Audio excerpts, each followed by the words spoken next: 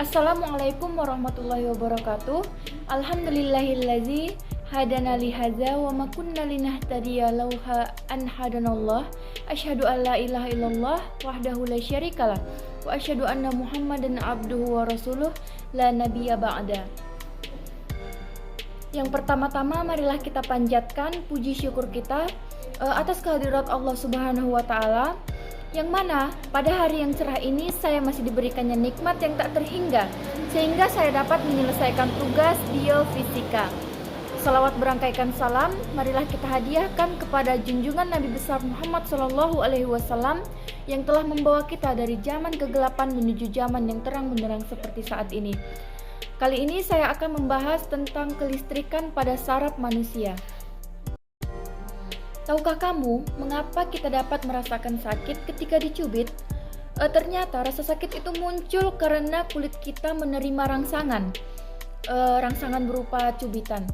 Rangsangan itu kemudian diubah oleh sel saraf dalam kulit menjadi impuls.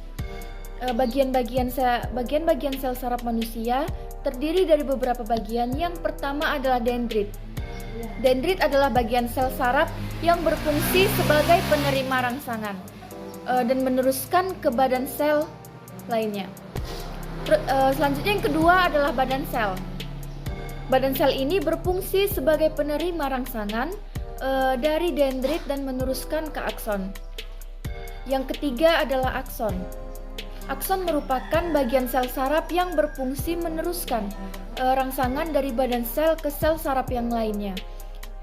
Sel saraf ini mempunyai nama lain, yaitu neuron. Kemudian akson mempunyai nama lain lagi, yaitu neurit. Selanjutnya ada inti sel. Inti sel ini merupakan bagian pada sel saraf manusia yang berfungsi sebagai pengatur kegiatan sel saraf. Jadi yang namanya saja inti, dia yang mengatur segala aktivitas yang ada di sel saraf. Selanjutnya ada Hodus Ranvier. Hodus Ranvier merupakan bagian sel saraf yang berfungsi untuk mempercepat impuls saraf ke otak atau sebaliknya. Selanjutnya ada selubung mielin. Selubung mielin adalah bagian sel saraf manusia yang berfungsi melindungi akson dari kerusakan dan mencegah impuls dari kebocoran. Selanjutnya saya akan membahas mengenai bagaimana proses jalannya rangsangan.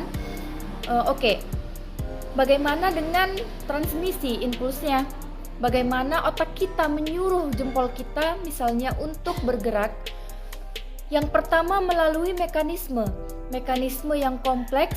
Otak kita membentuk suatu yang bernama potensial aksi dan meneruskannya ke saraf yang bertanggung jawab untuk menggerakkan jempol ke dalam saraf.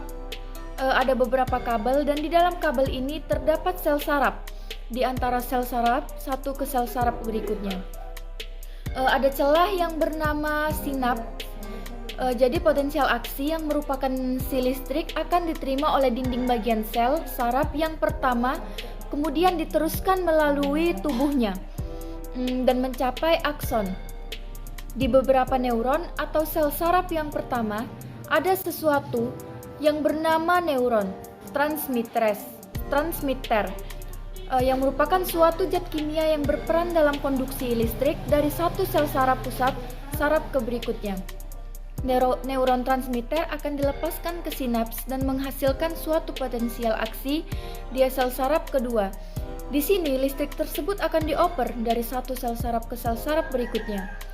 Sampai akhirnya sel saraf terakhir menyampaikan sel listrik otot yang bertanggung jawab dalam menggerakkan si jempol.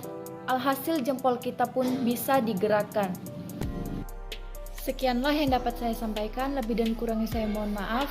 Fastabiqul khairat. Wassalamualaikum warahmatullahi wabarakatuh.